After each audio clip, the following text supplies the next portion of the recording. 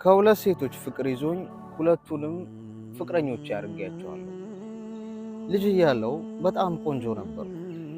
10ኛ ክፍል ማትስ በጣም ሲከብደኝ ለማትስ ብዬ ቀርቢያት 9 ዓመታችን ነው በፍቅር።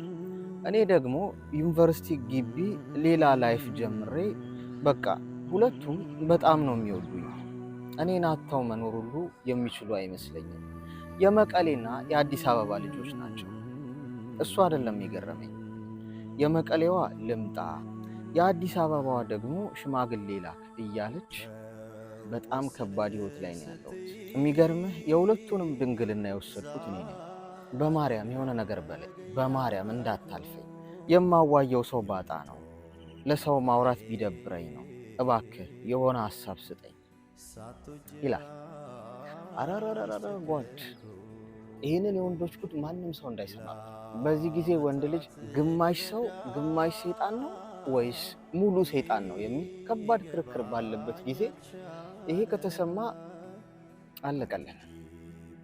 ስለዚህ እኔ እናንተ ብቻ ሴቶች እያለፋችሁ መስማት የለም እሺ፣ እያለፋችሁ ይኸውልህ፣ ምን መሰለህ ወንድ ልጅ ከአንደኛዋ ጋር ፍቅር ቢኖርብህ በሌላኛዋ አትሳበብ፣ ሌላኛዋ ጋር ፍቅር ቢኖርብህ እንዲሁ በሌላዋ አትሳበብ። ይሄ የመጀመሪያ ፍቅረኛ ኖሮ ሌላኛዋን ካፈቀርካት ሁለተኛዋን ነው በደንብ የምታፈቅረው የሚል ሎጂክ እኔ አላምንበትም። ቀድሞውኑ ሁለቱንም አታፈቅራቸው። ስለዚህ ከሁለቱም ህይወት ነው መውጣት ያለብህ። ከራስ ጋር ሆን፣ ጸሎት አርግ፣ ከፈጣሪ ጋር ተቀራረብ፣ ለራስህ ጊዜ ሰጥተህ አስብ። አራዳ ሰው አይጎዳም። አንዳንድ ወንድ እርድና የሚመስለው ምን እንደሆነ ታውቃለህ?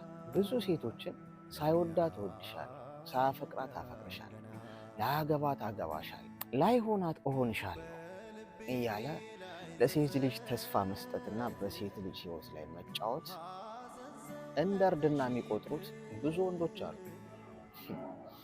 ይሄ ግን እርድና አይደለም። ቀላል ካልኩሌሽን ልስጥህ። እህት ይኖርሃል ወይ ደግሞ ያክስት ልጅ ሊኖርህ ይችላል። ይሄ አሁን አንተ ያደረግከውን እህትህ ላይ እየተደረገ ነው እንበል።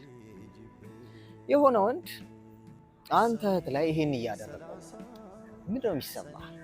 እስቲ ለሰከንድ ቆም ብለህ ተመልከተው። ሴቶች ከሚያፈቅሩት ወንድ የሚመጣን ተስፋ ወይም ቃል እንደወረደ ነው የሚቀበሉት። ለዛ ነው ቃል ሲሰበር ቅንጥስ ብለው የሚሰበሩት። ስለዚህ በራስህ ላይ እንዲደረግ የማትፈልገው ነገር በሌላ ሰው ላይ አታደርግ። ወጣት ነህ እኮ የምትፈልገው ልታደርግ ትችላለህ። ምድር ላይ ነው የምንኖረው። ግን ምንም ነገር ማድረግ ብትፈልግ፣ የትኛውንም ላይፍ ከሴት ልጅ ጋር ማሳለፍ ብትፈልግ ዋሽተህ ማይሆን ተስፋ ሰጥተህ ሳትወዳት እወድሻለሁ፣ ሳታፈቅራት አፈቅርሻለሁ፣ ላትሆናት እሆንሻለሁ ብላ አይሆን። እውነቱን ተናግረ ማሳለፍ የምትፈልገውን ሁሉ ልታሳልፍ ትችላለህ። መብትህ ነው፣ የአንተ ህይወት ነው። ግን አራዳ ሁን። አራዳ በጭራሽ ሰውን ዋሽቶ የሚፈልገውን አያገኝም። ብዙ ሰዎች እርድናን የሚለኩት በሸወዱት ሰው ልክና በዋሿቸው ባታለሏቸው ሰዎች ልክ። ያንን አድርጎ አራዳ ነኝ ብሎ የሚያስብ ሰው የመጨረሻ ጅል ነው።